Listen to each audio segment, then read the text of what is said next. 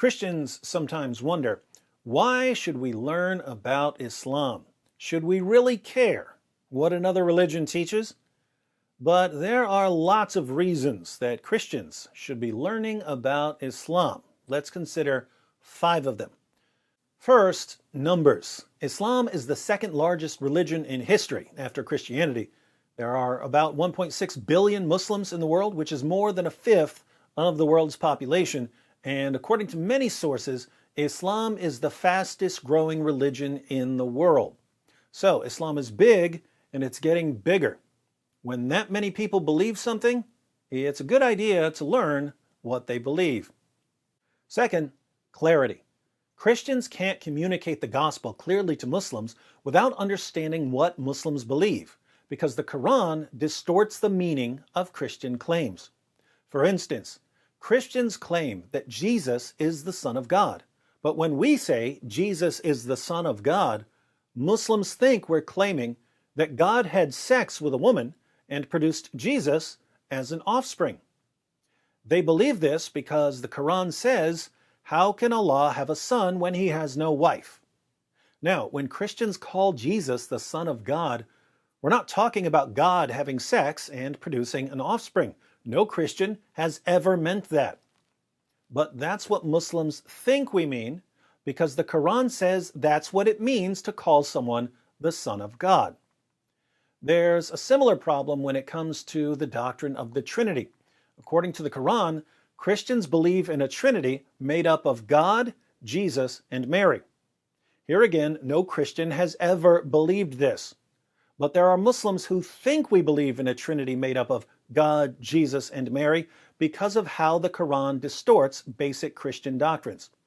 So, if we don't know what Muslims believe, we won't understand how they're misinterpreting what we say when we preach the gospel. Third, preparation. Muslims are trained to challenge the core doctrines of Christianity. Jesus taught his followers lots of things, but when they preached the gospel in the book of Acts, they preached that Jesus is the divine Son of God who died on the cross for sins and rose from the dead. Deity, death, and resurrection. These are the 3 core teachings of the Christian gospel. Islam denies all 3 of them, and so Muslims are taught to challenge Christians on these issues. Muslims are taught to attack Christianity where it matters most. If Christians don't know about Islam, we won't know how Muslims are going to challenge our claims. Fourth, refutation. Many Muslims are so confident that Islam is true, they usually can't take any opposing religious claims seriously.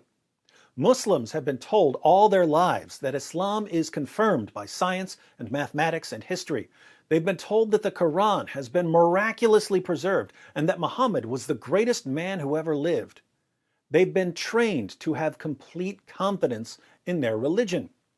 So, when you share the gospel with a Muslim, why would he think that you're telling him the truth about God? Why would he think that he needs any other message when he's already got Islam? But if you can show the Muslim that he's been given false information and that the evidence doesn't support his beliefs, then he may be willing to listen to what you say about Jesus. So, giving Muslims facts about their religion in order to undermine their confidence in Islam is crucial, and we can't give them these facts unless we know what the facts are. Fifth, illumination. Islam thrives in an atmosphere of ignorance. When you meet a convert to Islam, you'll almost always find that he was given false information about Islam in order to convince him to convert. The reason so many people fall for this false information is that there's a general atmosphere of ignorance about Islam, which allows Muslim preachers to say just about anything they want because no one's going to challenge or correct them. A favorite tactic of these preachers is to adapt their message to the values of their audience.